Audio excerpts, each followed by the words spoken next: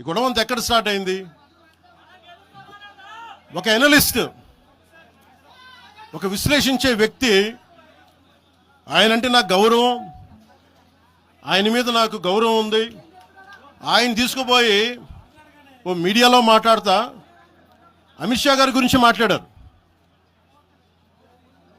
అమిత్ షా గారు నేను మాట్లాడుకున్నామంటే ఆయన విన్నారంటే ఆయన కూర్చొని తప్పుడు మాటలు మాట్లాడుతూ దాన్ని ఖండించే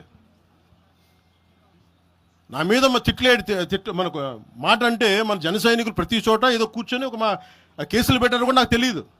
తెలిసిన వెంటనే చెప్పాను, అవన్నీ వదిలేనని చెప్పాను నేను. అవన్నీ మళ్ళీ ప్రెస్ క్లబ్లో పోయి మీరు తిడుతూ ఉంటే, ప్రాంతీయ విద్వేషాలు రెచ్చగొడితే దాంట్లో కూర్చోబెట్టి ఎంతకాలం చేస్తారు? 12 సంవత్సరాలు తెలంగాణ వచ్చిన తర్వాత ఇంకా తెలంగాణలో ఉపాధి లేకపోయినా ఏమి లేకపోయినా దానికి ఆంధ్రుడే కారణం, దానికి పవన్ కళ్యాణే కారణం. పరిశ్రమల్లో ఈ లెక్కల్లో ఇంక మీరు ఎప్పుడు మీరు ఎన్ని చేసినా ప్రతిదానికి ఎక్కడో చోట తెలంగాణ ప్రజలు ఇది గ్రహించాలి. ఉద్యోగాలు రాకపోయినా ఉపాధాలు రాకపోయినా ప్రతిదానికి ఆంధ్రోడు కారణం అంటే ఆంధ్ర ప్రజలు నిజంగా ఎందుకు వస్తారు ఇక్కడికి?